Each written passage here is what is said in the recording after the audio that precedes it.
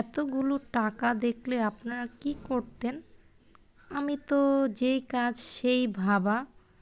আমি যা করলাম আপনারা পুরো ব্লগটা দেখতে হবে। হ্যালো এভরিওয়ান, আসসালামু আলাইকুম। আশা করছি সবাই ভালো আছেন। আমিও ভালো আছি। ভাবছেন তো এতগুলো টাকা নিয়ে কি করলাম? চলে গেলাম নিউ মার্কেট। সকাল সকাল বের হয়ে গিয়েছিলাম নিউ মার্কেট। আর দোয়েল চত্বরে এত কিছু দেখে মন চাচ্ছিল কোনটা রেখে কোনটা কিনবো, কিন্তু বাট সময়ের ইতে নামা হয়নি। তাও এই তো নিউ মার্কেটে যা দেখি, যেটাই দেখি ভালোই লাগে, কিনতে আর ইচ্ছা করে। মেয়ের জন্য কিছু ব্যান্ড দেখছিলাম, খুবই সুন্দর সুন্দর কালেকশন ছিল ওনাদের কাছে।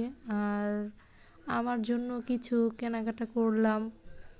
আর এগুলো হচ্ছে 100 টাকা করে নিয়েছিল এই জারগুলা। আর এখানে দেখছিলাম অনেক বিভিন্ন রকমের ঘড়ি আইটেম ছিল। আর নিউ মার্কেট বলে কথা, যেটা দেখব সেটাই পছন্দ হয়ে যায়।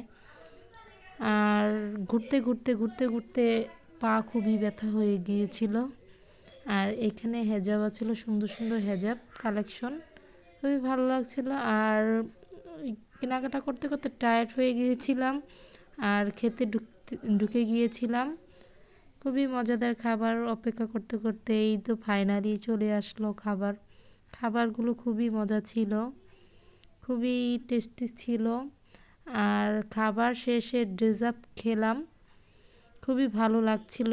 আর মালাই কুলফি বলে নাকি, এটার নামটা আমি ভুলে গেছি, কিন্তু অনেক মজা ছিল। আর যারা যারা ভিডিও দেখছেন ধন্যবাদ।